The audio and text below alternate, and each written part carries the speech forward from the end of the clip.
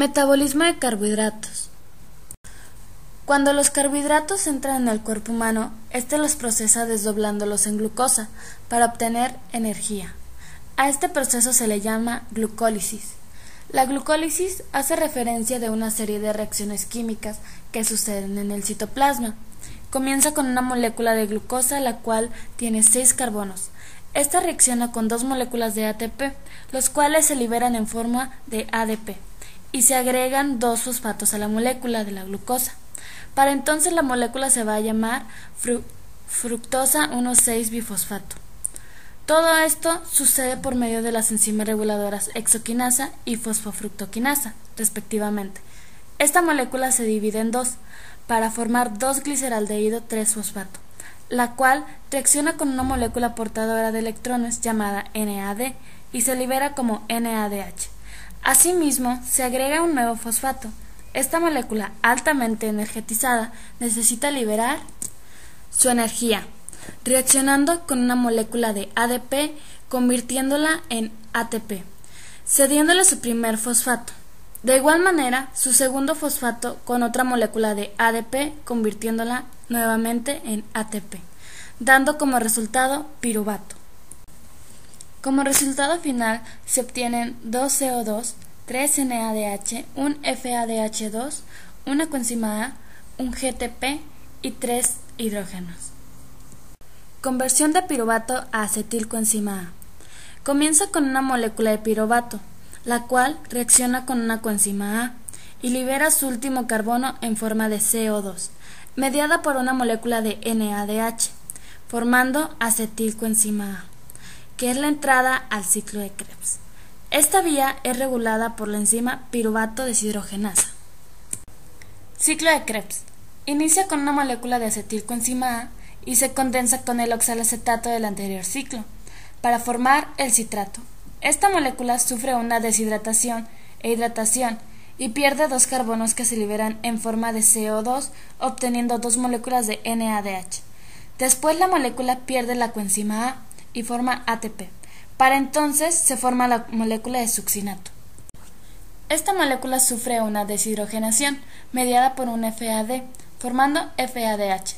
Después viene una segunda hidratación de la molécula para que suceda otra deshidrogenación, solo que esta vez mediada por un NAD, liberando NADH, y esto da como resultado oxalacetato, que está listo para volver a comenzar un nuevo ciclo.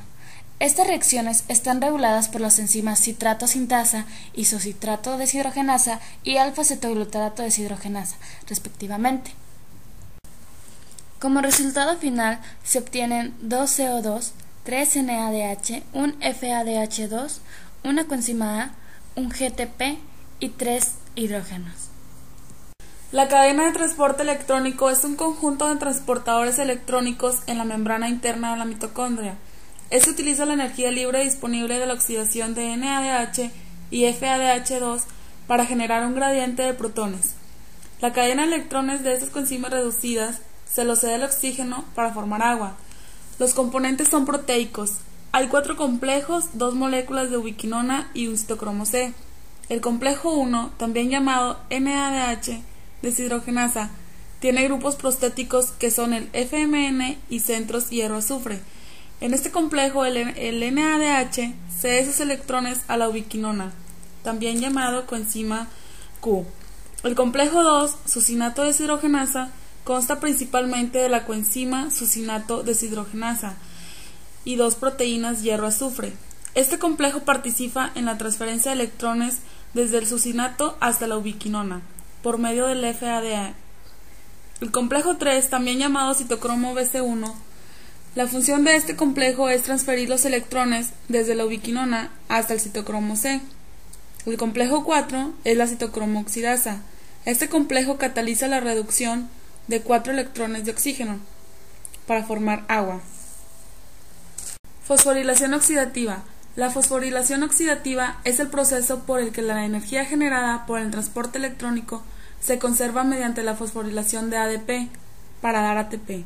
La síntesis de ATP es regulada por el ATP sintasa. Su formación es posible por el gradiente de protones que se forma en la cadena de transporte. Se necesita 4 protones para formar un ATP. 3 para girar el ATP y unir un ADP con el fosfato, y el último protón para transportar el fosfato al interior. Por molécula de glucosa se pueden ganar de 29.5 a 31 ATPs. Glucogénesis. Esta es la síntesis de glucógeno. Se produce cuando la concentración de glucosa es elevada. La enzima reguladora es la glucógeno-sintasa. Su formación comprende desde la glucosa 6-fosfato y tiene 3 pasos. El primer paso es la síntesis de la glucosa 1-fosfato, la síntesis de UDP-glucosa y la síntesis de glucógeno a partir de UDP-glucosa y el cebador. Glucogenólisis. En esta utiliza dos reacciones en las que se requiere el glucógeno fosforilasa, que cataliza la separación de los residuos de la glucosa, de los extremos no reductores de una cadena de glucógeno, y también se requiere la enzima desramificante.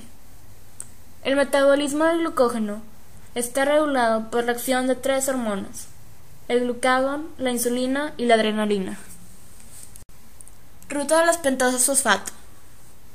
Su metabolismo empieza cuando la glucosa 6-fosfato se oxida. Esta produce 2 fases.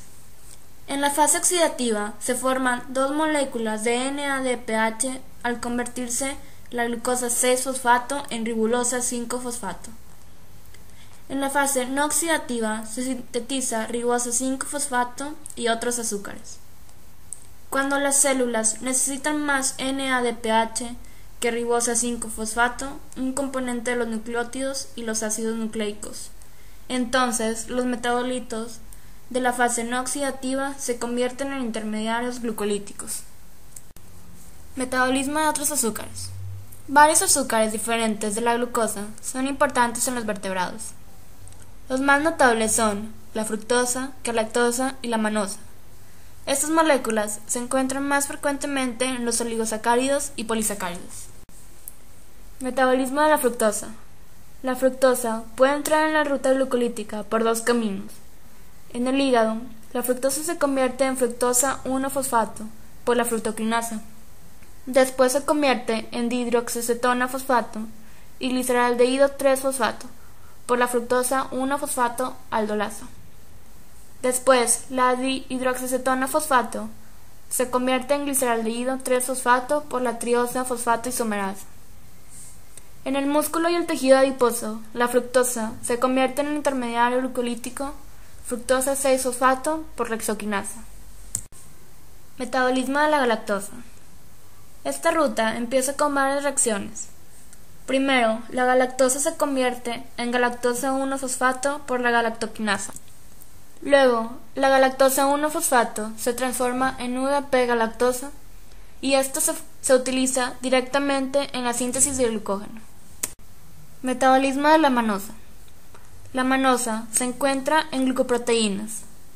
Tras su fosforilación por la hexoquinasa, la manosa entra en la ruta glucolítica como fructosa 6-fosfato.